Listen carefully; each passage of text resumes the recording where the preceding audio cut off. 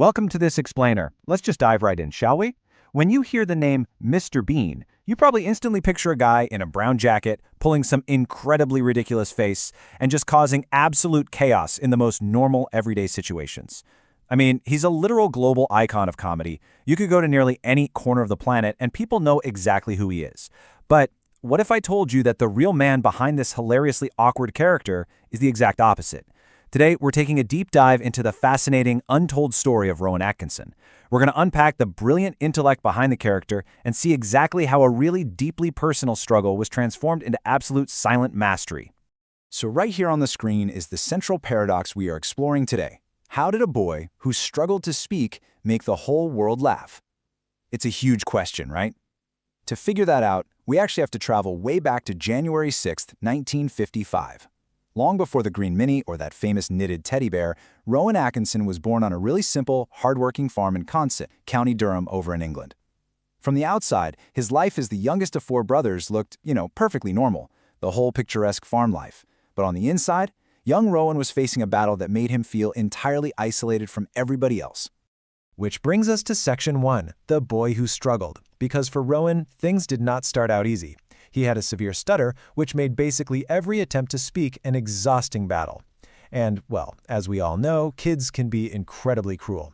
Imagine being a highly intelligent but totally shy boy just trying to get a basic sentence out and having other kids point or imitate you. It's heartbreaking. So instead of trying to shine in loud conversations, he just naturally retreated into quietness.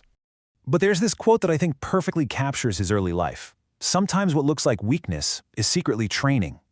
And wow, does that hit the nail on the head for Atkinson. Because he couldn't rely on smooth talking like the other kids, he unintentionally turned himself into a master observer. He practically invented a completely alternative vocabulary using his eyebrows, his posture, the way he walked, his facial expressions.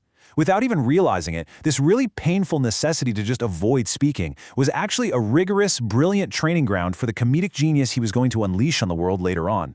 That builds right into Section 2, Finding Freedom at Oxford. Now, Rowan was academically brilliant, and his super logical, structured mind actually led him completely away from the performing arts at first. His journey maps out this really magical three-step turning point. Look at step 1. He's deep into studying electrical engineering at Newcastle University and later at Queen's College, Oxford.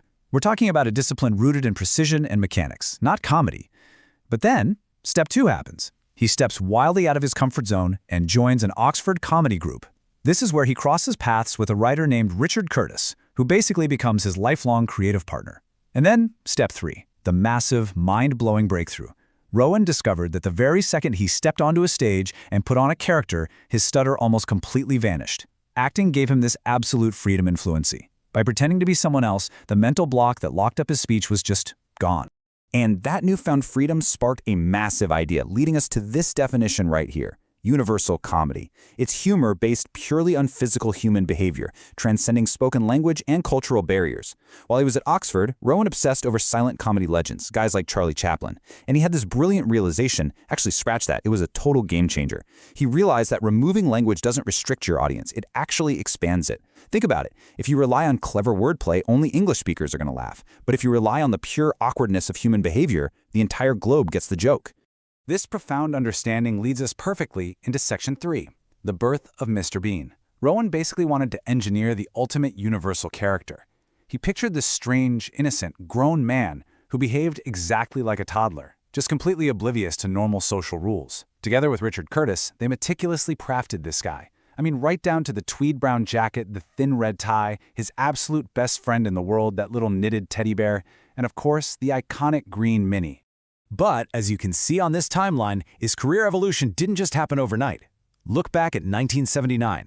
He first made his mark in a show called Not the 9 O'Clock News, which was super sharp, dialogue-heavy political satire. Then in 1983, he really cemented his status as a brilliant verbal comedian in the historical sitcom Blackadder. It actually wasn't until January 1st, 1990 that Mr. Bean premiered on television, and it just instantly crossed international borders. By 1997, Bean the movie was released globally, taking this totally silent, chaotic character to massive cinematic heights. It's wild to think he conquered dialogue first, before proving he could conquer silence. Okay, I want you to focus on this massive number right here, 15. If you asked an average person on the street how many episodes of the original Mr. Bean series there were, what do you think they'd say? 50? 100? I mean, it's syndicated across 190 countries, but the answer is exactly 15. That is absolutely crazy, but it emphasizes Atkinson's intense, almost engineering-like perfectionism. Sometimes he would shoot a single, simple physical scene dozens and dozens of times until the timing was flawless. He had this unwavering, literal dedication to quality over quantity. He completely refused to let the character get cheap or repetitive. But to truly understand how unique this is, we have to look at Section 4, the man behind the mask. As Mr. Bean grew larger than life, so famous that people literally call him Mr. Bean on the street instead of Rowan, it became way too easy to forget the highly intellectual guy who built him from the ground up. Just look at the contrast here. It's striking. On one side, we have the real Rowan Atkinson, thoughtful, orderly, highly articulate, and intellectual engineering graduate. On the exact opposite side, Mr. Bean, childish, chaotic, completely silent, and blissfully unaware of social rules. It just proves that great actors are not their characters. Rowan is simply a brilliant observer. He uses his analytical brain to study human embarrassment and pride, and then he basically mathematically exaggerates those traits on screen to create pure comedy. And beyond the screen, the guy is truly multidimensional. Look at these points. He's incredibly versatile. I mean, he plays a confident but completely foolish spy in Johnny English just as perfectly as Bean. He is also a huge advocate for free speech in the UK, pushing back hard against laws he feels restrict expression. Oh, and he collects luxury cars. That engineering background never left him. He famously owned and daily drove a super rare McLaren F1. On top of all that, he's a father and husband who fiercely protects his privacy and genuinely values the quiet away from the crazy world of celebrity. Which brings us to our final part today, Section 5, Lessons in Authenticity. I really want you to think about how this incredible story actually applies to you and me. Because Rowan's journey isn't just a cool biography, it's a literal masterclass in how to navigate your own unique traits in a world that constantly demands we all fit in. Let's walk through these 5 life lessons real quick. Number 1, weakness can become a superpower. Think about it. If Rowan had been a perfectly fluent speaker as a kid, Mr. Bean might never have existed. He took what made him awkward and amplified it. Number 2, simplicity is powerful. You really don't need a super complex message to reach the world. Human nature is what's universal. Number 3, quality over quantity.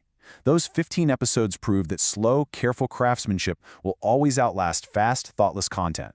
Number 4, you are more than one role. Don't ever let the world trap you in a single box. Keep evolving.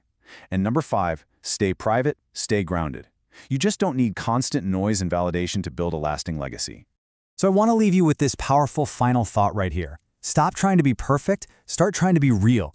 The world doesn't reward copies, right? It rewards authenticity.